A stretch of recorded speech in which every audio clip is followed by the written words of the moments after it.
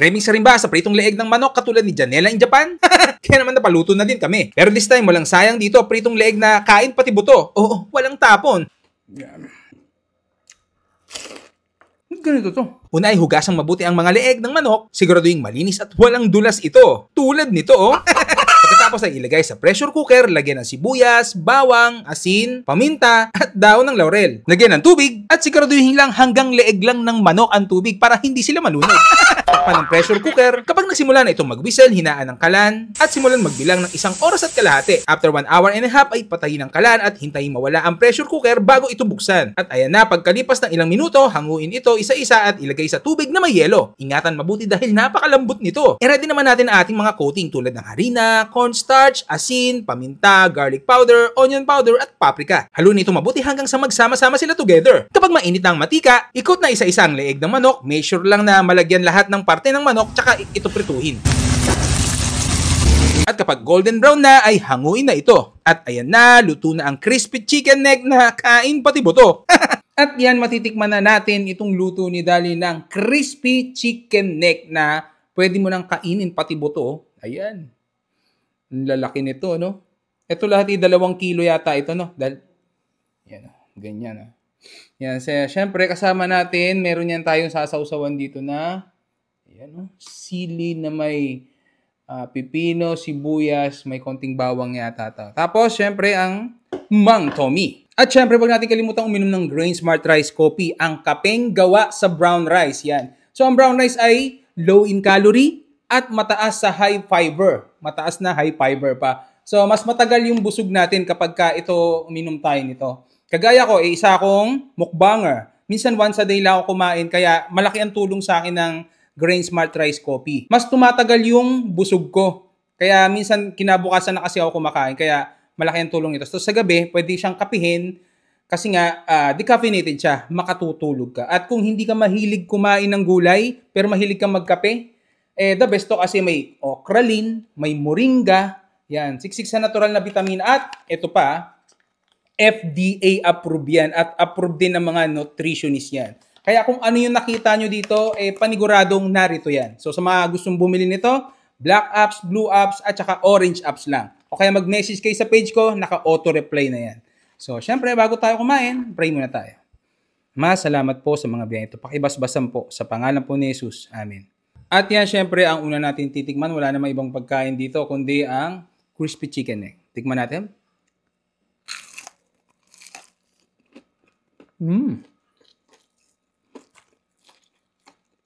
Pwedeng kainin pati yung buto. Yan. Yan. Ang lambo. Ganito to. Ang sarap. Sausaw naman natin. Suka. Maraming sili para maanghang. Pukutin natin yung yun. Ano?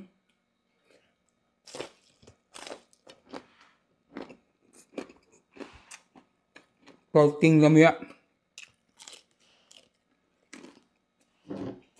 Sobrang natin kanin.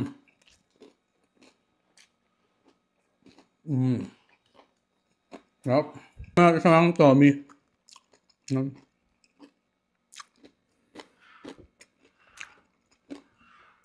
Sana sundan nyo kung paano niluto ni Dali, ha?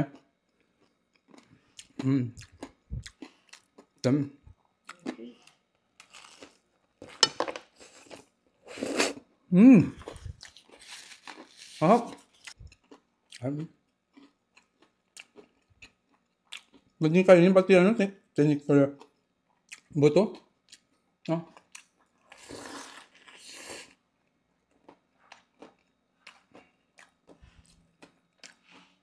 Panalo. So,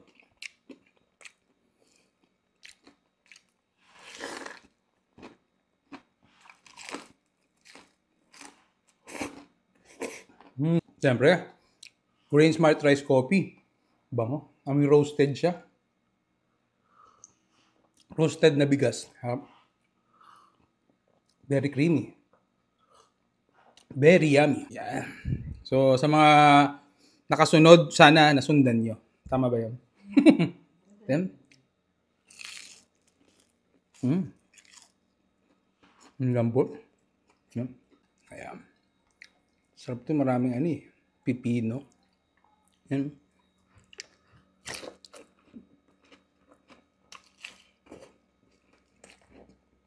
Sarap.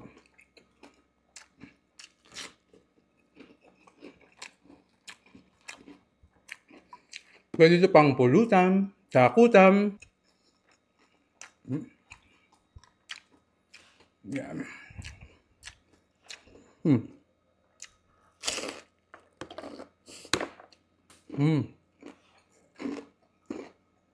Sobrang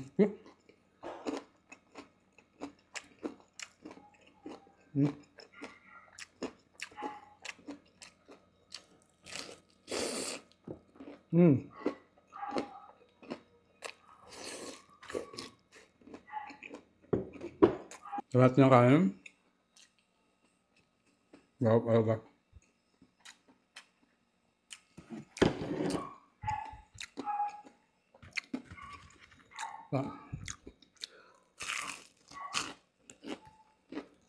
Lahat. Ang lambot niya. Grabe.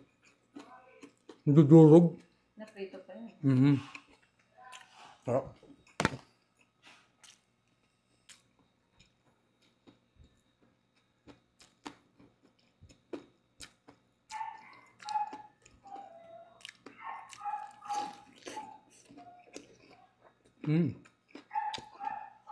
Sarap. So yan, sa mga nag-crave dyan sa crispy chicken neck na pwedeng kainin pati buto, sundan nyo lang. At sa mga gustong bumili nito, Crane Smart Rice Coffee, ang kapeng gawa sa brown rice. Black apps, blue apps, at saka orange apps lang. Message kayo sa akin, link. So paano? Paalam.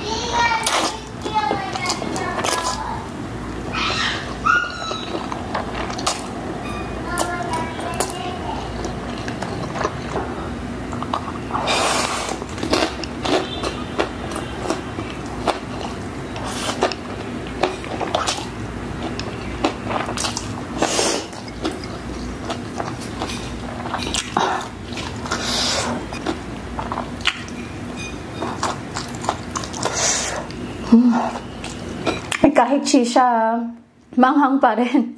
Pero kaya naman sunod-sunod yung kain.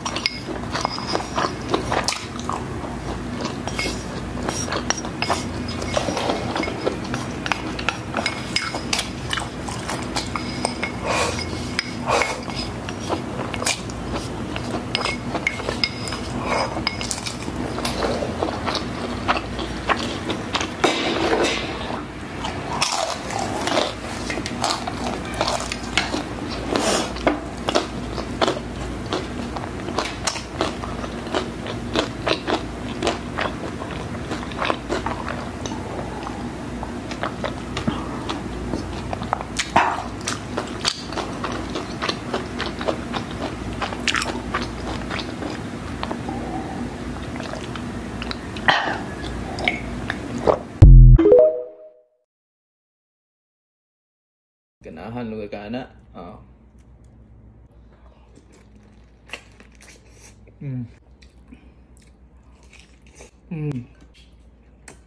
Chicken puffs day ka.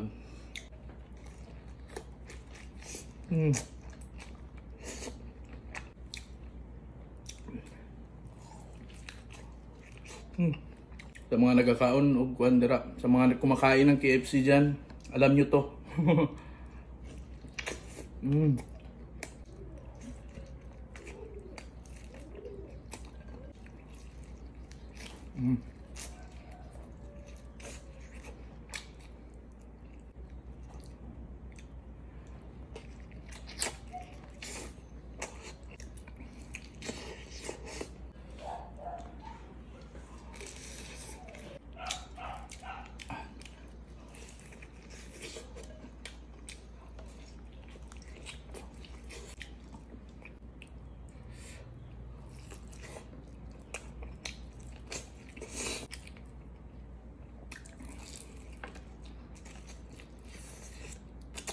Hi mga karoka! Welcome back sa aming channel. And for today's video, mamumukbang ako at ang kakainin ko ay KFC Chicken Packs.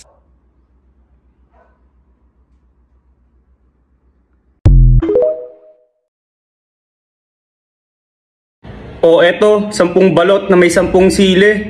Grabe kayo no? Hindi pa kayo nakontento ng 10 balot. Gusto nyo may sili pa? Pag kayo hindi pa rin nag-like and follow kung hirap nito. Ang tanong, ano game? Tuwan-tuwa ako sa inyo no? Game! Like and follow, sinasabi ko sa inyo ng sili.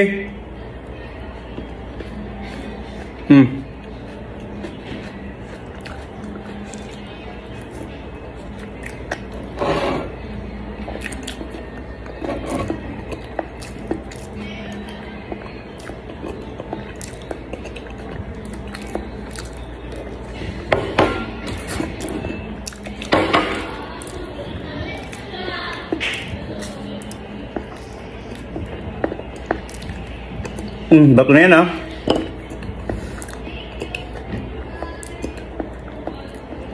Pangalawang sili.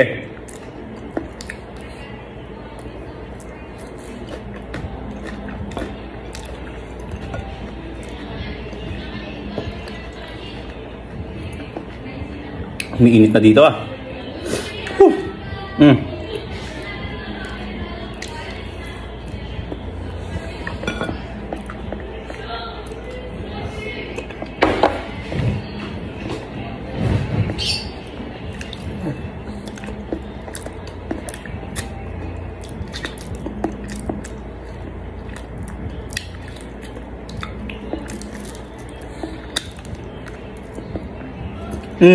Bato na yan. Pangatlong sili.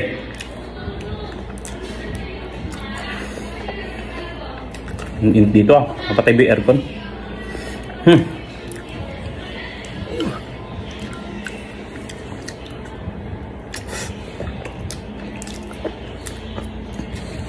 Pwede ba gawin tubig to?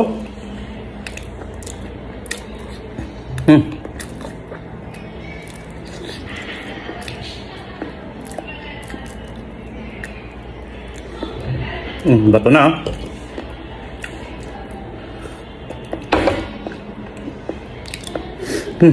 Pangarap na sili.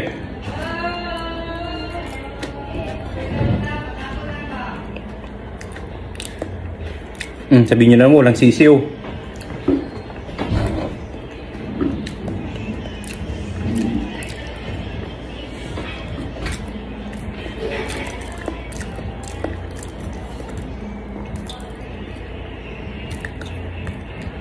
Bato na. Kita din, like and follow. Hirap na hirap ako pinapagawa nyo ha. Konsensya na lang. Or kahit awa na lang siguro. Pang 5 sili.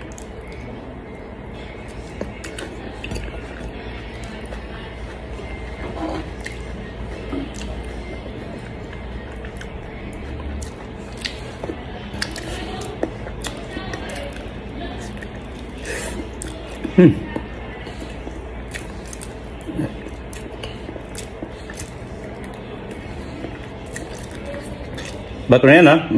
5.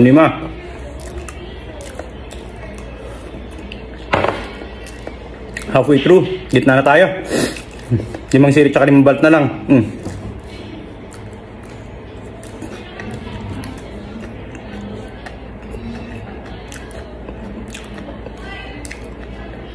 Huli natin pinakamalaki. Pinakamaraming balot tsaka pinakamalaking sili.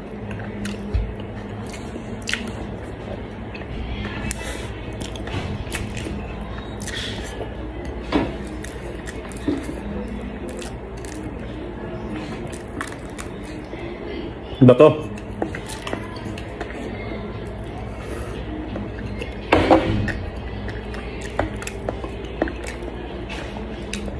Pang-6 sili.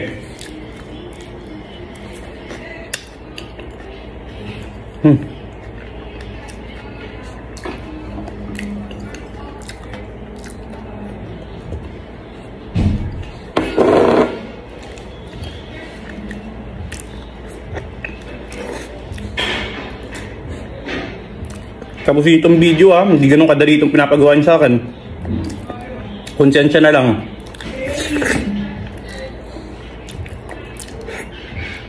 Bato na ha.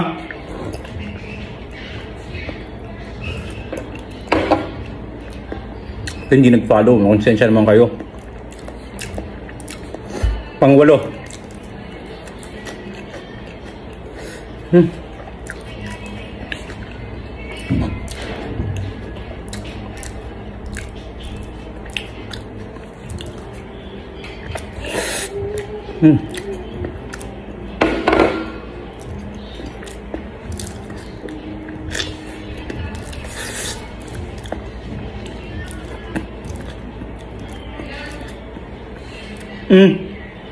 Bato.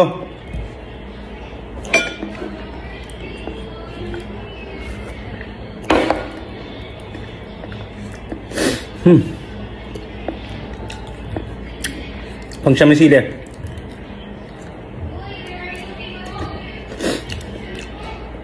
Dito. Kanina hindi naman mainit dito. 9.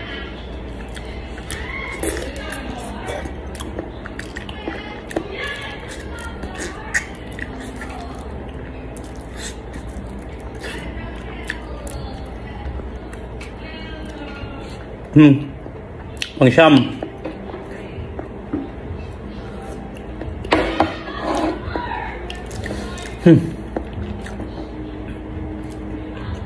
Joke lang.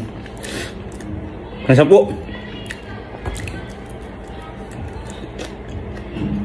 Pang-10 sa sirip, pang-10 na balot. Uy, konsensya na lang ha.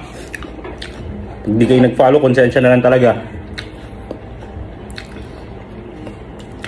Like, follow, comment, repost. Game. Woo!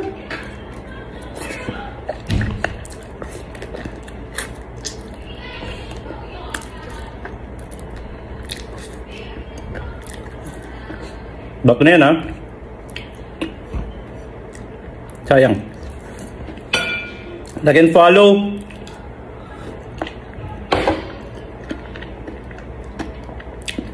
Like and follow. Tingnan nga natin kung malinis yung tumbong nila dito.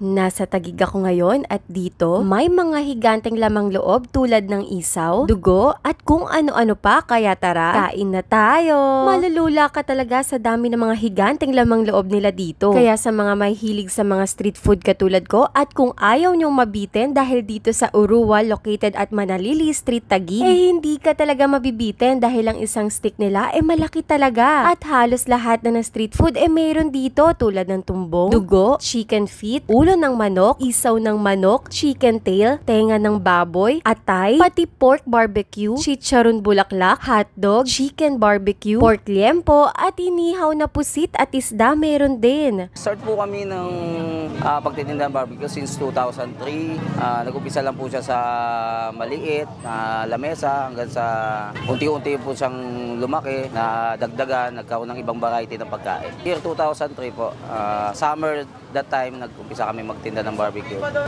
Inaanyahan ko kayong tikman ng pinagmamalaki ng Central Signal, Taguig na Giant Barbecue. Matatagpuan po siya dito sa number 4, Manalili Street, Zone 9 Central Signal Village po. I-start po kami ng barbecues 5 o'clock till 11 po. Tuesday to Sunday, day off po namin ng Monday. At ayan na, finally, luto na din ang mga pinag-o-order namin at the best yan with suka. So ayan na guys, luto na yung ating mga binili na barbecue na napakalaki. Tignan nyo naman to, dugo. Ngayon lang ako kakain ng dugong gantong kalaki. Ayan nga, nahulog pa nga. Diba, napakalaki ng dugo nila dito. And dito talagang pinaka-favorite ko sa street food na ihaw-ihaw.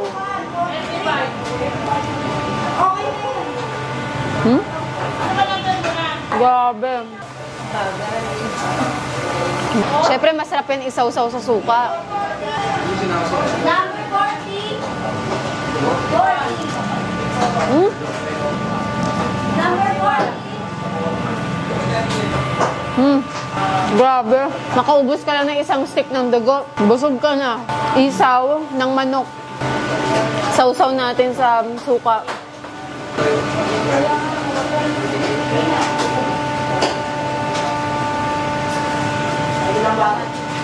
Fairness, wala siyang lasang mapait itong chicken isaw nila. Solve na solve ka kahit isang stick lang ng chicken isaw.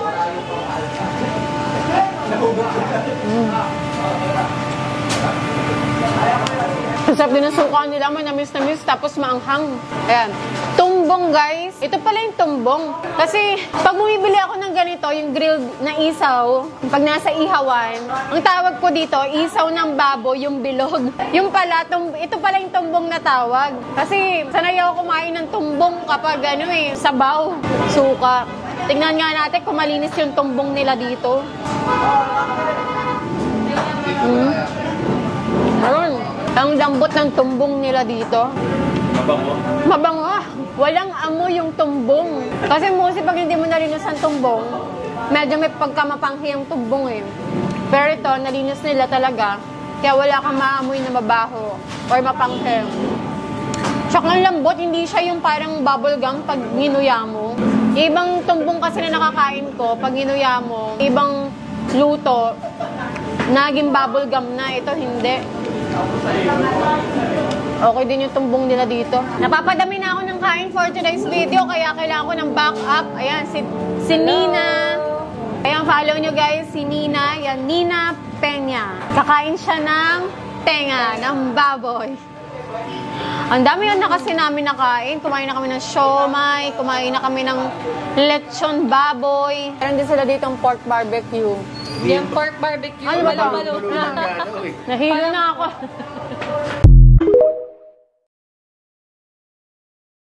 Legendary Barbecue sa Tondo, Manila. 1976 pa nga daw silang nagsimulang magtinda. Eto nga pala ang The Legendary Aling Jeanette Special Barbecue in Tondo, na talaga namang tinatangkilik ng mga tao dito sa Tondo, Manila. Partida guys, barbecue at hotdog lang ang nasa menu nila, pero pinipilaan sila dahil sa kanilang masarap na barbecue na may special sauce. Masarap to partneran ng mainit na kanin. Napanood ko lang pala to kay Luis Sebastian, at ang sabi nga niya, hindi ka lumaki sa Hermosa kung hindi mo kilala si Aling Jeanette. Since 1976 pa nga sila guys, no? Pero tinatangkilik pa rin sila ng mga tao. Dito lang pala to sa kahabaan ng Hermosa, corner Abukay Street. Kaya tara, food trip na tayo. So guys, nandito nga pala kami sa may Tondo, no, kay Aling Jeanette. Bale, 1976 pa sila nag-start magluto ng barbecue nung nagpagtinda. Tara, titikman natin to. 30 pesos nga pala yung hotdog nila. Tikman natin.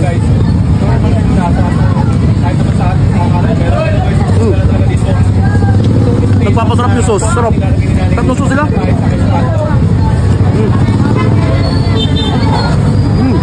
Ang malapit nga dito guys, dalawa lang yung nasa menu nila, hotdog at barbecue, diba? Pero grabe, pinipilaan sila mga tao, no? Pinipilaan sila, oh. Ito lang yung nasa menu nila, hotdog at barbecue. Pag 30 pesos. Walang putol naman, pare boy. Oh. Sarap ng sauce, sarap. Grabe, nasarapan ako sa sauce ng barbecue nila, kaya hindi na ako nakapagpigil na umorder ng kanin dito sa katabi nilang karinderya. So guys, susubukan naman natin siya na may kanin, no? Siguradong masarap to. Kasi tinan mo yung sauce, oh. Sarap ilagay sa kanin yung sauce, oh. Tinan mo. Uy, tignan natin. Sarap ng sauce, tamis.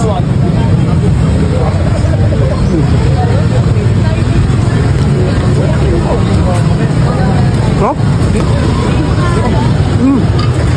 Grabe tong sauce na to mga pare ko, eh. Parang sauce pa lang, ulam na eh, oh. Pare ko, bumili nga pala akong kanin, oh. Ayan, oh. Dito ako bumili, oh, sa may karinderya na to, may katabi sila eh. Kunin nga natin to. Sauce pa lang talaga, ulam na pare ko, eh. Amigo, ano yan amigo? Banana Q. Ay, Banana barbecue Q. ba, Dobri? Barbecue ni ano? Ni ano? Nalimot ko na kasi, sobrang sarap, nalimot ko. Uy, barbecue ni ano yan? Barbecue ni Aling Jeanette. Legendary dito sa Tondo. Legendary sa Tondo. Bale guys, ko, basahin mo. Basahin mo. Tondo, Batang Tondo. Bale guys, si Luis Sebastian, Batang Tondo nga pala yan, at nagpasama tayo dito sa kanya. Siga na barbecue ng Tondo, ayan, oh. Sarap niyan, boss, oh. Daming sauce. Grabe. Solid. Sauce pa lang, kulang na. Panalo yung lasa. Nagbuko pa kami dito. After nyo mag-food trip ng barbecue, meron sila dito buko. Yan. IBBJ kita.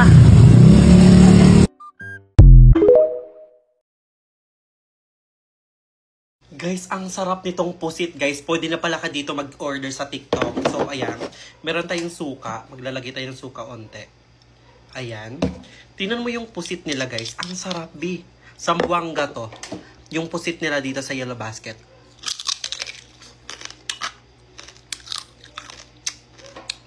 Ang sarap. Oh my God.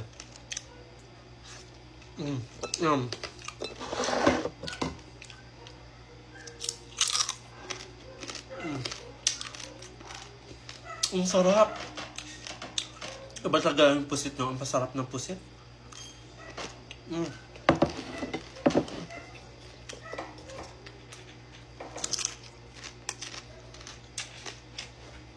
Grabe, heaven. Ang sarap guys at ang mura lang at marami.